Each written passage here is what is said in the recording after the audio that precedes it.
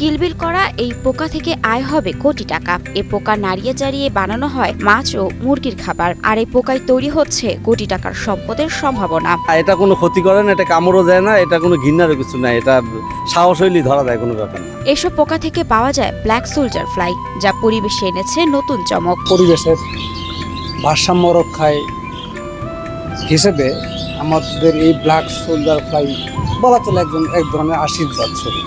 গাজীপুরের শ্রীপুরের সিঙ্গার দিঘি এলাকায় 2024 সালের ফেব্রুয়ারিতে 3 জন তরুণ উদ্যোক্তা প্রত্যয় সাকিব হোসেন আর তার 2 ইতালিয়ান বন্ধু মিস্টার স্টিফানো ও মিস্টার লুডোভিকোকে নিয়ে শুরু করেন গ্রিনসেক্ট লিমিটেড নামের একটি কারখানার কার্যক্রম। গ্রিনসেক্টের মেন যে প্রোডাক্ট সেটা হচ্ছে যে আপনার বিএসএফটা হচ্ছে ব্ল্যাক সোলজার ফ্লাই। তা what is black soldier fly? Black soldier fly is a ones kind of insects, যেটাকে প্রসেসিংয়ের মাধ্যমে এটাকে আমরা animal feed like chicken feed, fish feed তৈরি করছি। লক্ষ্য একটাই, যে ময়লা পরিবেশ নষ্ট করে সেই বজ্র থেকে যেন তৈরি হয় অর্থনৈতিক সম্পদ। এইখানে হচ্ছে ব্ল্যাক সোলজার ফ্লাই উৎপাদন থেকে শুরু করে, লার্ভা থেকে শুরু করে, মাছি থেকে শুরু করে, অর্থাৎ ফুড ওয়েস্ট, চিকেন ওয়েস্ট, একবারে A to Z, oil, meal, সবগুলো A to Z black soldier fly সংশ্লিষ্ট যা আছে এ টু জেড এগুলো নিয়ে গেছে। রেস্টুরেন্ট এবং কিচেন এবং হাউস হোল্ডের যে ওয়েস্টেজ ফিড, যেটা আমাদেরকে পরিবেশের ভারসাম্য নষ্ট করছে, সেটাকে আমরা ইউটিলাইজ করে একটা সাস্টেনেবল এনভায়রনমেন্ট তৈরি করার প্রচেষ্টাতেই আমরা এই প্রজেক্টটা করি। এ কাজে বিভিন্ন জায়গা থেকে প্রথমে সংগ্রহ করা হয় ময়লা আবর্জনা। প্রথমত হচ্ছে ওয়েস্টগুলো কালেক্ট করা, তা আমরা বিভিন্ন সোর্স থেকে ওয়েস্টগুলো কালেক্ট করি। আমাদের এখানে ময়লার গাড়ি আছে, প্রতিদিন 2টা করে গাড়ি আসে। 2টা করে গাড়ির মধ্যে একটা গাড়ির মধ্যে 24টা করে ডাম থাকে। 24টা ডামের মধ্যে আমরা 24টা ডাম একবার আনলোড করে ভিতরে ওইখানে একটা জায়গা আছে, ওই জায়গার মধ্যে ময়লার ডাম রাখি। আর এই মাছের বাণিজ্যিক চাষে প্রয়োজন হয় নিখুঁত আয়োজন। মাছে পালন করার জন্য তৈরি করা হয় মশারি দিয়ে ঘেরা আলাদা ঘর, যাকে বলা হয় লার্ভা কেস। এখানেই তারা প্রজনন করে। স্ত্রী মাছি ডিম পাড়ে কাঠের তৈরি ছোট ফ্রেমের ফাঁকে ফাঁকে। একটি স্ত্রী মাছি দেয় 500 থেকে 900টি ডিম, আর পুরুষ মাছি মেট করার পরেই মারা যায়। আরেকটা লেভেল হচ্ছে আমাদের ডিম সংগ্রহ করা। আমরা ডিমটা সংগ্রহ করি, ডিমটা এবং ওই ওয়েস্টেজটা আমরা ডিমটাকে ওয়েস্টেজের মধ্যে দিয়ে দিই।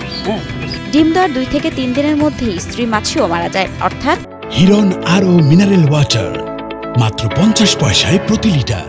একটি মাছের জীবন চক্র মাত্র 6 থেকে 7 দিন। এই ডিমগুলোকে আলাদা করে সংরক্ষণ করা হয়, তারপর ময়লা ভর্তি ট্রেতে করে দেওয়া হয় 1 গ্রাম পরিমাণ পিউপা বা ডিম। সেখান থেকে জন্ম হয় হাজার হাজার লার্ভার। 9 বা 10 দিন হইলেই এটা লার্ভা স্টেজে চলে আসে, লার্ভা হয়ে যায়। লার্ভা হওয়ার পরে এটা আমরা ওই লার্ভাটাকে ওই আমাদের ওয়েস্টেজ মেশিন, এয়ার মেশিন আছে, বায়োবেটার মেশিন আছে, মেশিনের সাহায্যে আমরা ওই লার্ভাটাকে একদিকে সেপারেট করি, আবার হচ্ছে সারটাকে একদিকে সেপারেট করি। প্রথমে ভাইব্রেট মেশিনের মাধ্যমে লার্ভা ও ময়লা আলাদা করা হয়। যে ময়লা অবশিষ্ট থাকে তা উৎকৃষ্ট জৈব সার হিসেবে ব্যবহৃত হয়। ভাইব্রেট মেশিন দেখতেছেন, এটার মধ্যে আর কি ভাইব্রেট করি, একদিক দিয়ে আর কি সার বের হয়, আর একদিক দিয়ে পোকা বের হয়।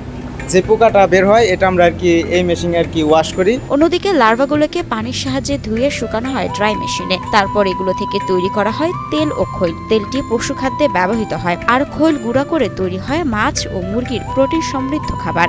যে পোকাটা বের হয় এটা আমরা আর কি এই মেশিনে আর কি ওয়াশ করি। ওয়াশ করে এই পোকাটা আর কি ধুয়ে আর কি যে ওভেন মেশিন আছে, ওভেন মেশিনে আর কি শুটকি করি।